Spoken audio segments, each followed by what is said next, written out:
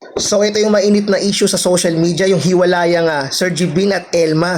Confirm na nga, no? Kasi maraming sabi-sabi at haka-haka. Pero ito na sa mga kanilang FB page, 17 hours ago lang nakalipas nung nakita ko tong post. At habang ginagawa ko tong video na to, nagulat ako kasi sobrang sikat to eh. Sir Jibin 18 million followers meron sa Facebook to, at si Elma 4 million followers. So ito, ang haba ng sinabi ni Sir Jibin.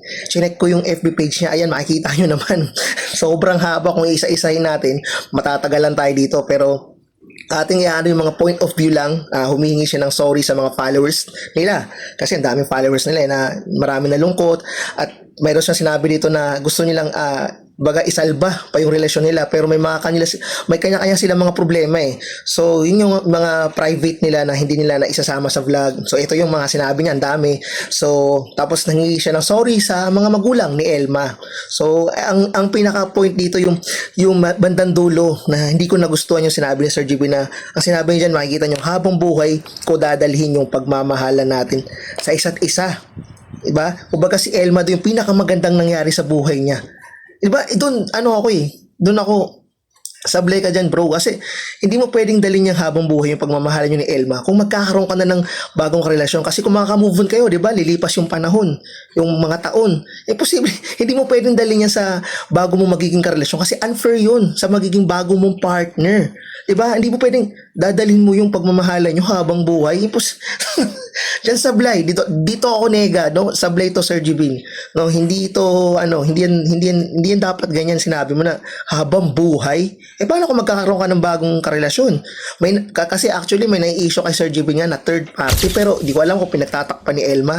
At ito rin yung post ni Elma. Check din natin. Chinek ko yan, yung post ni Madam Elma. Pareho silang 17 hours ago, halos sabay na sabay sila nag-post. Hindi ko alam kung para sa views. Actually, ito, ayun yung mga post nila eh. So, dyan lang tayo magbabase sa mga post nila, at pareha silang 17 hours ago na nag-post na hiwalay na sila.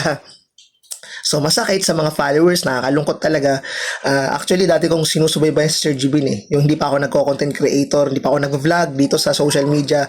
Pero mga kalaunan, medyo hindi na ako natutuwa sa mga vlog. Basta actually, inewan ko na lang kasi yung tipong hindi ka kayang pakasalan ni Sir Jibin. Baga si Elma matagal naghihintay. 7 taon din yung relasyon nila. So makikita nyo sa mga vlog kung followers kayo nito. May napanood nga ako na isang video na handa maghintay si Elma. Tapos tuwing sinasabi ni Elma yung kasal, parang hindi parang nililihis ni Sir Jibin. Ayaw talagang pag-usapan yung kasal. So it means, di ba? Very effective. Tapos yung nagkasakit pa Sir Jibin, na issue yung sakit-sakit niya, di ba? Di ko alam, may mga doktor na confirm na totoo daw yun. Yung ano ba nangyari sa kanya, yung 90 million. 90 million views. Diba, very effective yung na-hospital si Sir Jibin dahil merong di ko alam kung anong nangyari sa kanya, diba? Pero nagsasabi, diba, depression or what, anxiety ba yun yung naranasan niya. Hindi ko kasi alam, hindi na ako doktor, pero yun yung nakita ko sa vlog nila. Very document, nagbigay pa sila ng statement. Ayan, yung 90 million views pa yan, grabe, effective na effective talaga. Tapos sabi, for views lang daw, hindi naman daw totoo yan. Diba, kasi daw may nahuli daw third party, may kabit daw si Sir Jibin, yung nakita yung friend na babae na yan, yung kinaka sa post. At huli niya sinabi doon, meron siya sinabi na kaibigan lang daw niya yun. So well, tingnan natin sa huli. So ganoon talaga, 7 years, baliwala sa relasyon. Hindi naman, lagi yung tatandaan mga ka-Triple R, wala sa tagal ang relasyon, okay? Kung meron nga dyan iba, bago pa lang, or mga ilang buwan lang, years o 1 year lang, iba nagpapakasal na nga agad Diba, depende, pag mahal ka talaga at nagmamahalan kayo, sincere, sila pinaabot pa nila ng 7 taon. Diba? Tapos, may sinabi Sir Jibin na dapat timing. Bakit mo masasabing timing? Nasa perfect timing si Sir Jibin. Sobrang asinsado niya na, sobrang ganda ng bahay, successful na siya. Pareha sila ni Ma'am Elma. Wala ka nang hanapin pa. Ano ba? Kulang. Kasal.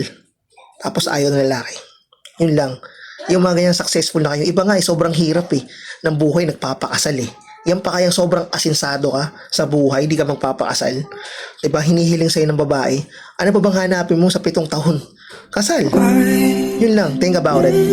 Peace out.